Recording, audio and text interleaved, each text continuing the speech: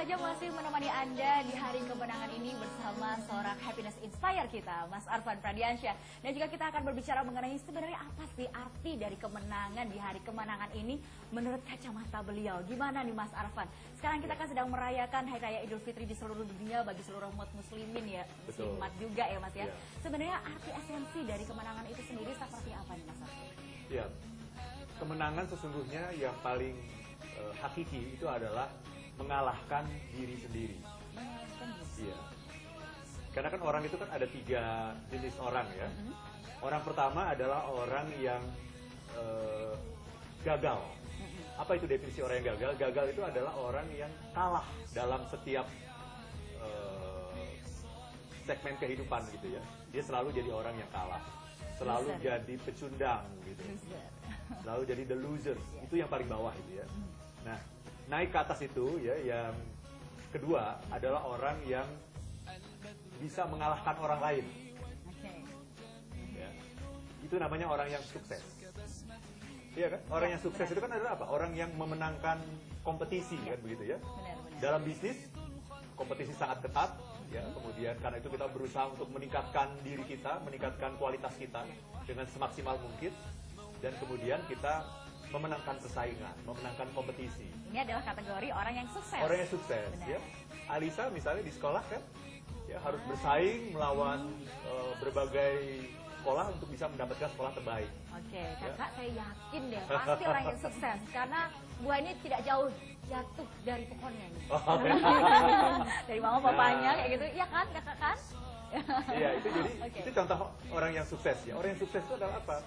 Sukses itu adalah mengalahkan orang lain. Itu sukses ya. Tetapi, nah ini ada level 3 nih. Level 3 yang paling atas adalah orang yang mampu mengalahkan diri sendiri. Diri sendiri? Ya. Itulah yang namanya happiness. Ya, ketika kita mampu mengalahkan diri sendiri. Ya. Jadi begini Poppy, apa sih yang dimaksud dengan mengalahkan diri sendiri ya? Nah, itu dia.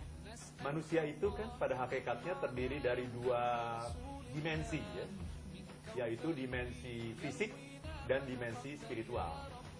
Bahkan sesungguhnya manusia itu adalah makhluk spiritual ya, karena sebelum kita lahir ke dunia ini kita adalah makhluk spiritual. Selama berada di dunia ini kita makhluk fisik dan makhluk spiritual.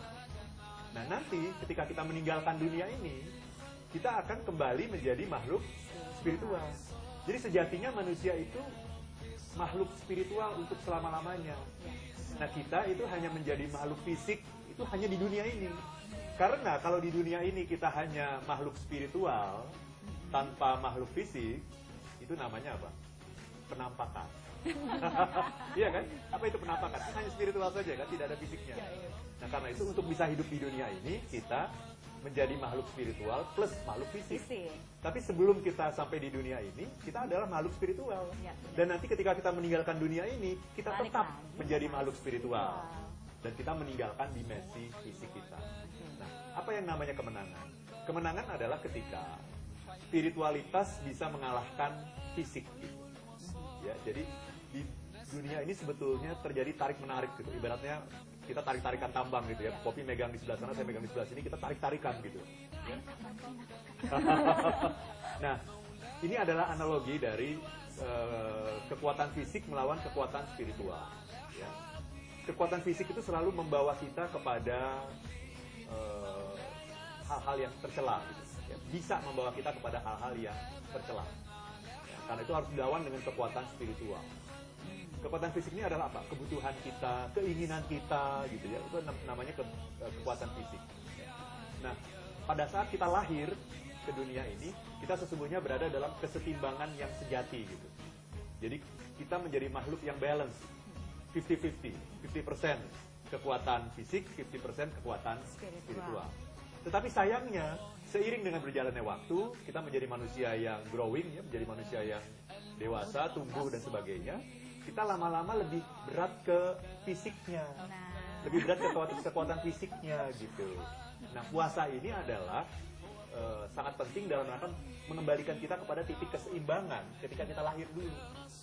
Sehingga dalam bulan puasa selama 1 bulan penuh, kekuatan fisik ini berusaha dilemahkan dengan berbagai macam cara. Ya, benar-benar. Ya, jadi kita ngantuk-ngantuk suruh bangun sahur, ya kan? Lapar-lapar suruh puasa terus.